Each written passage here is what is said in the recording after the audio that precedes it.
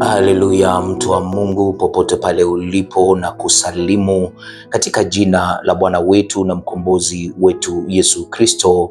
Ujambo, Bwana Yesu asifiwe, na karibu sana katika neno lake Mwenyezi Mungu. Ijumaa nyingine Mwenyezi Mungu ametuwezesha kwa pamoja, na ili tuweze na kulipokea neno lake Mwenyezi Mungu. Mimi naitwa mchungaji Benson Mwanza, na pasipo na kupoteza wakati ningependa tuweze kuangalia neno lake Mwenyezi Mungu katika kitabu kile cha Isaya,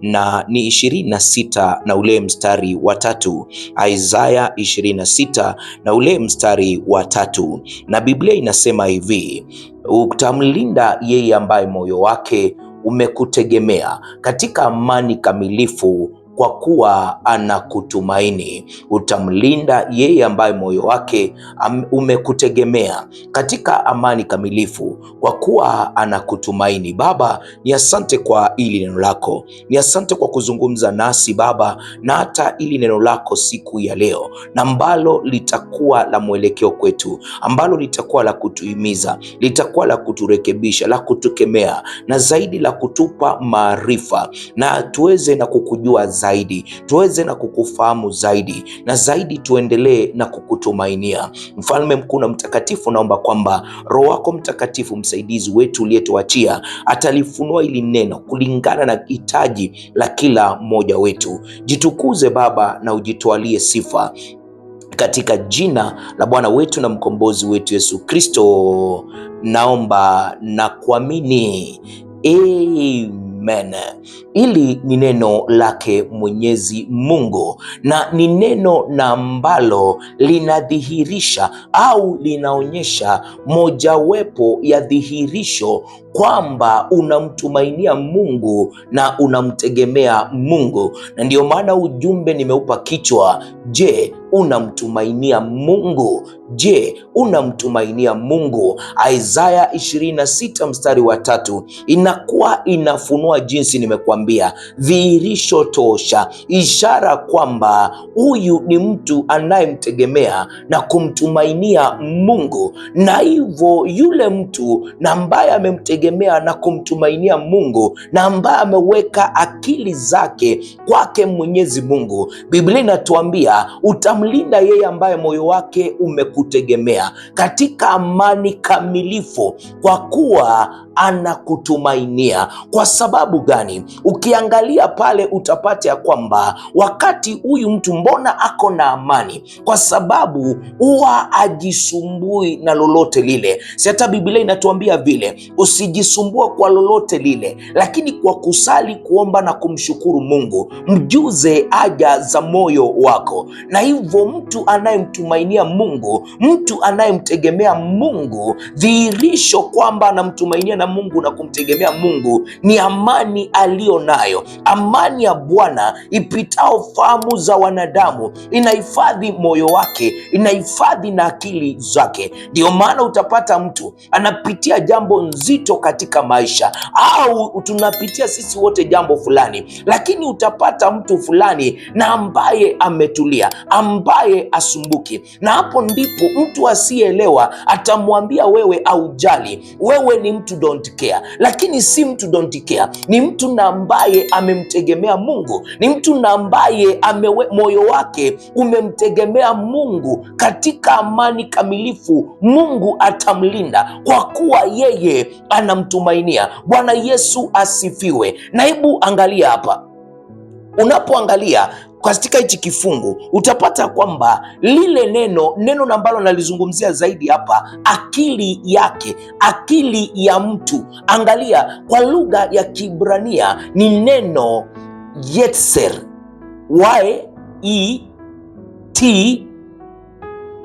YETSER, na ambao inabeba undani wa maana, na ambayo inajumuisha kule, tunaweza tukasema kwa lugha ya Kimombo inamaanisha imagination. Inamaanisha kwamba akili yake inaweza ikatafakari kwa lugha ya Kiswahili. Na angalia pale ni kuonyesha ya kwamba akili yake, angalia pale ambalo ni neno lina maana pana zaidi, likijumuisha mawazo ya ndani. Nilikuwa natafuta hilo, ikijumuisha mawazo ya ndani, fikra na uwezo wa kuwaza au kuwaza picha akilini. Ndio hiyo kuwaza picha akilini, kwanza kuona katika akili zako, imagination, kuwaza picha akilini. Na hivyo lile neno Kiebrania nia, ambao ni mind, ndio maana nimekuambia kwa Kiebrania ni YESTER, na ambao ina maana pana, maana ya ndani, ikijumuisha mawazo ya ndani, fikra na uwezo na kuwaza au kuwaza picha akilini. Na ndio maana Biblia inakuwa inasema usijisumbue kwa lolote lile, lakini kwa kusali, kuomba na kumshukuru Mungu mjuze haja za moyo wako, na amani ya Bwana ipitao fahamu za wanadamu itahifadhi nia au akili yako, nia na akili yako, nia na moyo wako. Kwa hivyo nataka kusema nini siku hii ya leo? Mtu anayemtumainia Mungu kwa kweli huwa huweka mawazo na fikra zake zikimtazama yeye. Katika Mithali anatuambia tumtumainie Bwana na moyo wetu wote, wala tusitegemee akili zetu wenyewe, kwa sababu alielewa wakati tunapotegemea akili zetu wenyewe hatutakuwa na amani, na neno la Mungu litaonekana kama ni uongo. Maana anasema utamlinda katika amani kamilifu yeye ambaye moyo wake umekutegemea, kwa maana anakutumainia. Na anasema mtumainie Bwana kwa moyo wako wote, wala usitegemee akili zako mwenyewe, usitegemee nia yako. Bwana Yesu asifiwe. Na hivyo angalia hapa, hili jambo linaonekanaje katika maisha yetu ya kila siku? Kumlinda na amani mtu yule na ambaye akili zake zimekutegemea, mtu yule na ambaye amekutumainia na moyo wake wote. Mtu anayemtumainia Mungu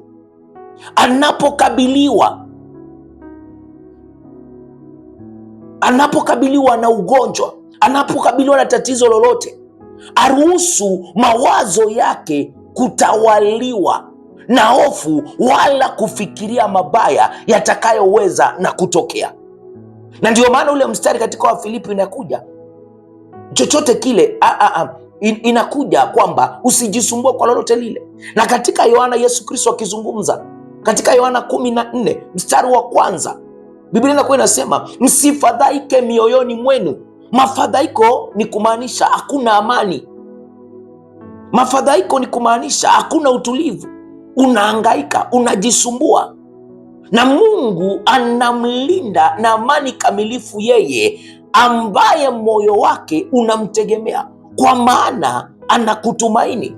Na hivyo unapogonjeka, hawanzi kusumbuka, hawanzi kuona ugonjwa sitapona, huu ugonjwa nitakufa, la hasha. Lakini unaanza kuona picha katika akili zako, maana unamtumainia Mungu, unamtegemea Mungu, umeweka imani yako kwa Mungu. Unaanza kujiona ukiwa umepona, unaanza kujiona ukiwa mtu mkuu katika nchi, unaanza kujiona ukiwa umeshinda hiyo hali. Bwana Yesu asifiwe.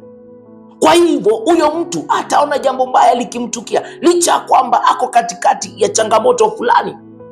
Badala yake mawazo yake yanajikita katika ukweli wa afya inayotoka kwa Mungu. Neno la Mungu linamkumbusha kupitia mapigo ya mwanao Yesu Kristo pale msalabani tulipokea uponyaji, na hivyo ataanza kujiona mtu aliyepona.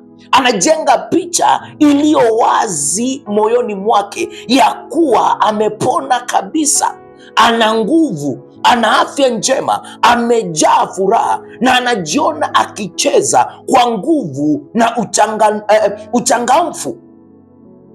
Vivyo hivyo mwanamke anayesubiri kupata ndoa, aruhusu mawazo yake kukata tamaa au kufa nganzi. Kwa imani utazama mbele na kujiona akisherehekea miaka 50 ya ndoa yake. Katika mawazo yake anaiona sherehe hiyo, katika mawazo yake anasikia vicheko, anahisi shukrani nyingi, na anashuhudia uaminifu wa Mungu uliodumu kwa miaka na miongo mingi. Bwana Yesu asifiwe. Na hivyo angalia hapa, kadhalika mwanaume anayemtumainia Bwana anapopitia changamoto za kifedha, aruhusu hali ya sasa kuamua maono yake. Anaona zaidi ya upungufu wa muda huu, anajiona akiandika cheki kubwa za kusaidia huduma za Injili duniani. Anawahudumia yatima, kujenga taasisi bora na hata kuyakopesha mataifa. Licha kwamba ule wakati ako na changamoto za kifedha, lakini anaanza kuona mambo anayoyatenda yakiwa makuu kupitia fedha ambazo Mungu atambariki nazo. Na ndio maana mtu kama huyo hautampata na vidonda vya tumbo, hautampata na ile tunasema ya kwamba depression. Huyu ni mtu na ambaye Bwana amemlinda na amani ya kamilifu kila sehemu. Amani kamilifu ni kumaanisha kila sehemu. Huyu ni mtu asumbuki. Huyu ni mtu anajua, mimi nitamtumainia Bwana kwa moyo wangu wote, wala sitategemea akili zangu zote, na katika njia zangu zote nitamkiri yeye, na nikimkiri automatically atanyosha mapito yangu. Kwa sababu gani? Kwa sababu ile inasema vizuri zaidi kwamba utamlinda yeye ambaye moyo wake umekutegemea katika amani kamilifu, kwa kuwa anakutumainia. Bwana Yesu asifiwe. Na hivyo nataka kuzungumza na mtu, ni vema kumtegemea Mungu, ni vema kumtumainia Mungu. Itadhihirika katika maisha yako ya kila siku. Wakati unapopitia hiyo changamoto, unaanza kujiona ukiwa tayari umeshinda hiyo changamoto. Kwa sababu gani? Kwa sababu neno la Mungu na ambalo linaleta imani na linajenga imani yetu linatuambia aliye ndani yetu ni mkuu kuliko wa hii dunia. Na licha ya kwamba kuna changamoto unayoipitia, unaelewa ya kwamba aliye ndani yako ni mkuu kuliko hiyo changamoto, na automatically utapata ushindi. Na hivyo unaweka akili zako kwake, unamtumainia na moyo wako, na yeye anakulinda na amani kamilifu, kwa sababu umemtumainia, kwa sababu umemtegemea. Wacha kuanza kulia wakati unapopitia changamoto, anza kuangalia Mungu, anza kumwona Mungu akitenda. Na hili neno lake li wazi, hili neno lake limejaa ahadi na ambazo tunaweza tukazitumia, na ili kuweza kupata ushindi katika kila changamoto, na ili kuweza kupata amani licha ya kwamba tunapita katikati ya moto, licha ya kwamba tunapita katikati ya maji mengi. Sijiulize swali, Shadraka, Meshaki na Abednego walipata amani wapi? Walipata ujasiri wapi? Kwa sababu walimtegemea Mungu, kwa sababu walimtumainia Mungu. Wakamwambia mfalme, mfalme, na ijulikane huyu Mungu wetu atuokoe na asituokoe. Kama atatuokoa ni sawa, kama hatatuokoa ni sawa, lakini hatutasujudia miungu yako. Tunamtumainia huyu Mungu wetu, tunamwamini huyu Mungu wetu. Na mtu kama huyo hakulia, walikuwa wametulia, wakafungwa, wakatupwa katika moto. Kwa sababu gani? Utamlinda na amani kamilifu, ambaye moyo wake umekutegemea katika amani kamilifu, kwa kuwa anakutumainia. Bwana Yesu asifiwe. Angalia hapa, kumtumainia Mungu kwa kweli si jambo la kukaa tu bila kufanya lolote. Kunahusisha kutazama mbele kwa imani, umwona Mungu akitenda kazi, akitoa ukombozi, akirejesha, akiponya, akitoa mahitaji na akijibu maombi. Bwana Yesu asifiwe. Na ndio maana katika Warumi 4 mstari wa 20 na 21 Biblia inasema, wala hakusita kwa kutoamini juu ya ahadi ya Mungu, bali alitiwa nguvu kwa imani, akimtukuza Mungu, huku akijua hakika kuwa Mungu anaweza kufanya yale aliyoyaahidi. Bwana Yesu asifiwe. Na ndio maana ni muhimu kulisoma hili neno. Biblia inatuambia imani huja kwa kusikiliza na kusikiliza neno la Mungu. Na iwapo moyo wako utamtegemea Bwana, Iwapo utamtumainia Bwana, itatokana na neno la Mungu kukaa ndani yako kwa wingi, na ambalo litajenga imani yako. Huyu Ibrahimu, Warumi hapa Paulo anazungumzia Ibrahimu, na Ibrahimu Mungu alimwambia nitakufanya kuwa baba wa mataifa, kumaanisha angembariki na mtoto.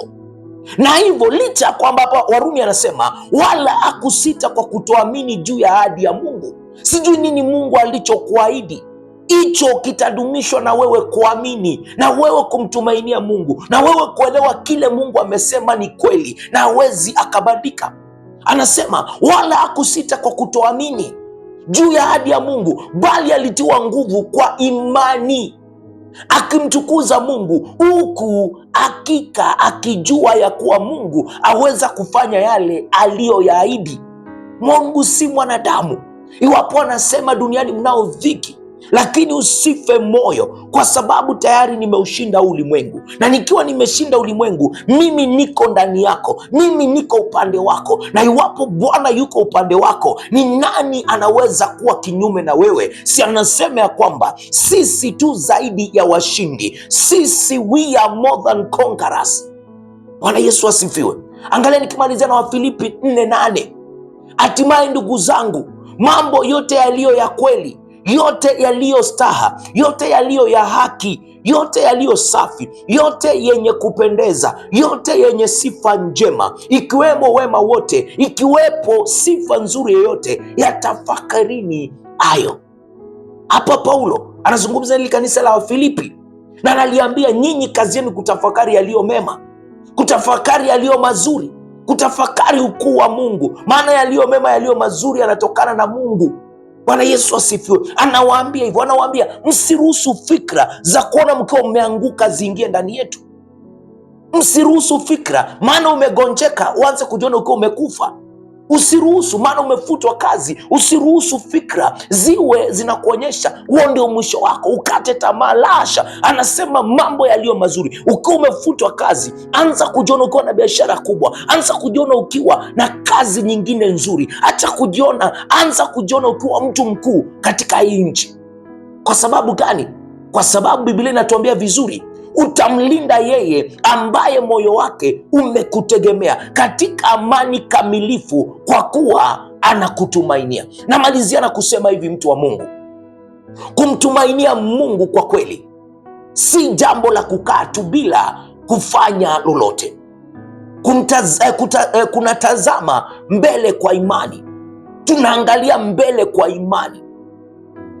Umwona Mungu akitenda kazi, akitoa ukombozi, akirejesha, akiponya, akitoa mahitaji na akijibu maombi. Katikati ya hilo tatizo, katikati ya hiyo changamoto, unamwona Mungu akikukomboa, unamwona Mungu akikupa kazi nyingine. Katikati ya hayo magonjwa, unamwona Mungu akikuponya. Unaanza kujiona ukicheza kwa uchangamfu, unaanza kujiona ukiwa umepona. Wewe na ambaye uko katika hiyo hali, unaanza kujiona hiyo hali ikiwa imeondoka, kwa sababu Biblia inatuambia kwamba msifadhaike mioyoni mwenu, mwaminini Bwana na mniamini pia na mimi, ukielewa ya kwamba utamlinda kwa amani kamilifu yule moyo wake umekutegemea. Bwana Yesu asifiwe.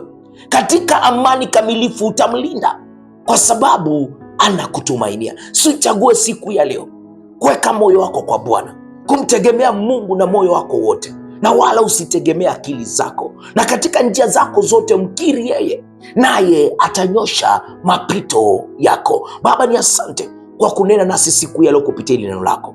Asante kwa kuinua imani yetu kwa mara nyingine. Asante kwa kuzungumzia imani yetu kwa wale ambao walikuwa nakata tamaa, kwa wale ambao walikuwa wanajiona wakiwa wamefika mwisho. Baba, ninajua hili neno limewapa uzima tena, limewapa uhai tena, limewapa kukutumainia wewe na kukutegemea wewe. Mfalme, wamepata siri, badala ya kulia, badala ya kunung'unika, badala ya kujiona wakiwa wameisha, wanaweza wakajiona na wakaona ukombozi wako, wakaona urejesho wako, wakaona wakaona ushindi wako, wakaona uponyaji wako, wakaona kupandishwa cheo kwako, mfalme mkuu na mtakatifu, wakajiona wakiwa vichwa na wala si mkia, wakajiona wakiwa wakuu katika nchi, wakajiona wakikula mema ya nchi, kwa sababu wanakutumainia wewe, kwa sababu wanakutegemea wewe. Baba, mshike huyu kwa mkono na ukamwongoze katika jina la Yesu Kristo. Wewe uketie nzini yote, mfalme mkuu na mtakatifu, ninakushukuru maana wewe ni Mungu na hakuna mwingine kama wewe. Tukuka na heshimika milele yote, katika jina la Bwana wetu na mkombozi wetu Yesu Kristo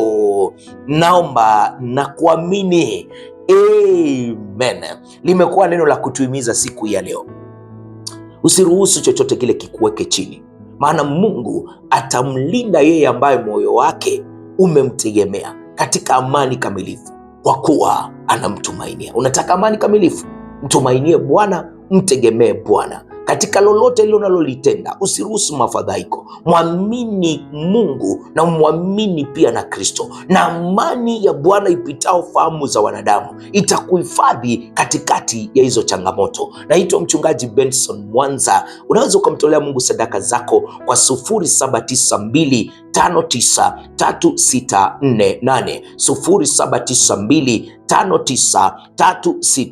0792593648. Ukiwa nchi ya Kenya ni +254 792 593648, +254 792 593648. Hizo ndizo nambari zangu. Toa sadaka zako, unaweza ukazungumza nami. Ukiwa na swali lolote pia tumia hizo nambari na Mungu atakubariki. Hadi hiyo kesho Jumamosi, mimi nakupenda sana. Naitwa mchungaji Benson Mwanza. Kumbuka kusubscribe kwenye haya madhabahu ya Kambi ya Wateule. Bye bye, na kuacha na neema ya Bwana wetu Yesu Kristo na upendo wa Mungu Baba na ushirika wa Roho Mtakatifu ukae nasi sasa na hata milele. Amina.